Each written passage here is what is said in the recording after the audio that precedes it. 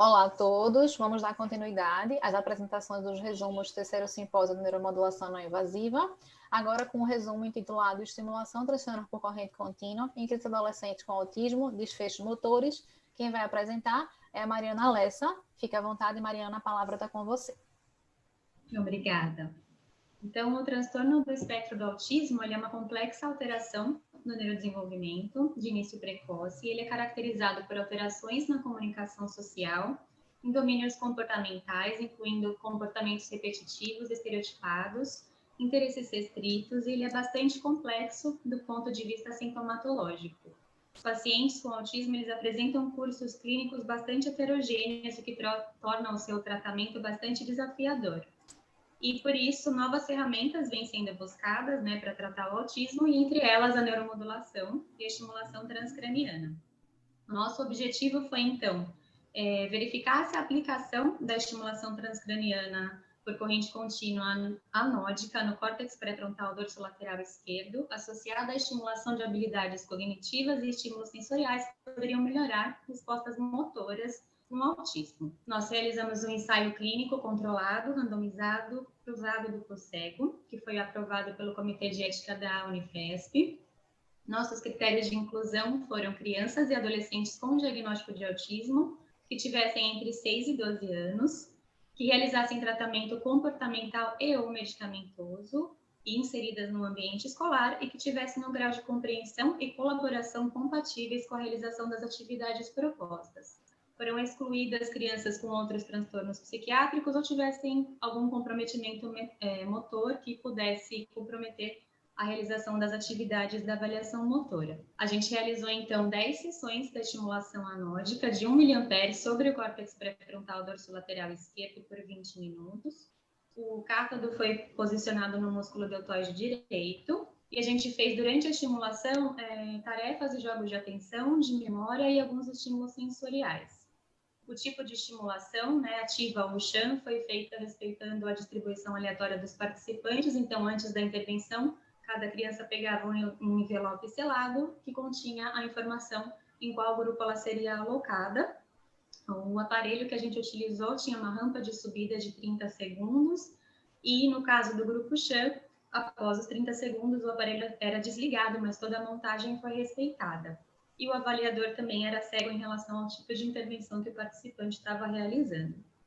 Após 3 meses do washout, os grupos foram cruzados e passaram por uma nova etapa de intervenção de 10 dias. E os desfechos motores foram avaliados pela escala de desenvolvimento motor do Francisco Rosa Neto nos momentos pré, pós e 3 meses após a intervenção.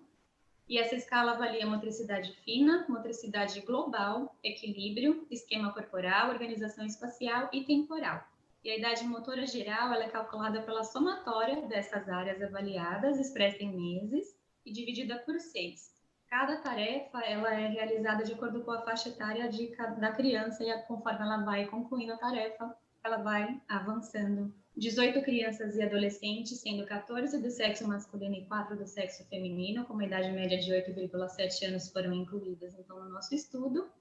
Todas elas apresentaram um déficit motor na avaliação inicial, bastante grande. Quando a gente fez a comparação então dos resultados da estimulação transcraniana, a nova de medidas repetidas mostrou que houve uma diferença significativa na idade motora geral, com um p-valor de 0,01, sendo que as maiores médias foram encontradas na avaliação de follow-up de 3 meses do grupo experimental. Então, a gente tem aqui a nossa tabela e o nosso gráfico demonstrando os valores em média de desvio padrão, que o grupo experimental teve um aumento da idade motora geral significativo quando comparado com o grupo controle.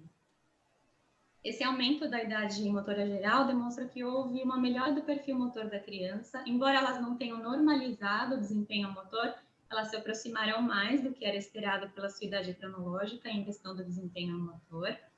Uma hipótese para esse nosso resultado é que, com a maior ativação do córtex pré-frontal dorsolateral, houve uma reorganização dos recursos atencionais e das áreas executivas que elaboram as ações motoras, favorecendo um desempenho motor melhor. E os achados do nosso estudo corroboram com os estudos preliminares, de que a estimulação pode perdurar, os efeitos da estimulação podem perdurar por 3 meses após a sua aplicação. resultando nos efeitos metaplásticos e na reorganização cortical. Nossa conclusão, então, é que a aplicação da estimulação transcraniana anódica no córtex pré-frontal dorsolateral esquerdo demonstrou efeitos positivos nas respostas motoras das crianças e adolescentes com autismo após 3 meses da sua aplicação. Agradeço. Obrigada. Muito obrigada, Mariana. Parabéns pela apresentação. Eu passo a palavra para a Lívia para iniciar o processo de arguição, por gentileza. Primeiramente, parabéns, Mariana, né? Obrigada. Mais uma vez, obrigada pela confiança e compartilhar o seu trabalho. Ele é um trabalho bastante interessante e é bastante relevante, né, para a nossa área. E, na verdade, eu só tenho uma pergunta para lhe fazer, que é em relação à sua percepção, tá certo?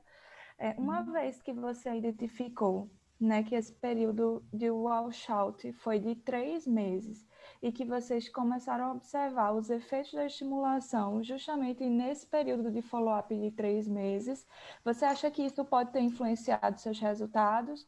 A questão de se o paciente começou no grupo da experimental ou no grupo controle? Eu acredito que sim. Acho que a gente pode até ter pego, porque no grupo controle, embora não tenha sido o mesmo resultado, a gente também notou uma pequena melhora. Então, eu acho que eles ainda poderiam estar sobre o efeito da corrente, porque parte deles realmente tinha começado naquele momento. Tá certo. Pode continuar, Adriana. Obrigada. Parabéns, Mariana, pela apresentação, super clara, super didática. Realmente é um trabalho bem interessante. Eu também sou um pouco apaixonada pelos pacientes com autismo, então sou suspeita aí para a gente conversar sobre isso. Mas eu achei a sua apresentação extremamente clara. Eu só tenho uma dúvida, que em relação às sessões, foram 10 dias consecutivos? Era de segunda a sexta e novamente segunda a sexta? Ou foi com algum intervalo entre as sessões? Segunda a sexta e segunda a sexta, exatamente. Então, eram 10 sessões, 3 meses de intervalo e, novamente, 10 sessões em um outro grupo. Isso. Joia. Eu não tenho mais nenhuma pergunta, realmente eu achei a apresentação bastante esclarecedora, então, mais uma vez, parabéns pela apresentação e parabéns pelo trabalho. Eu agradeço, obrigada.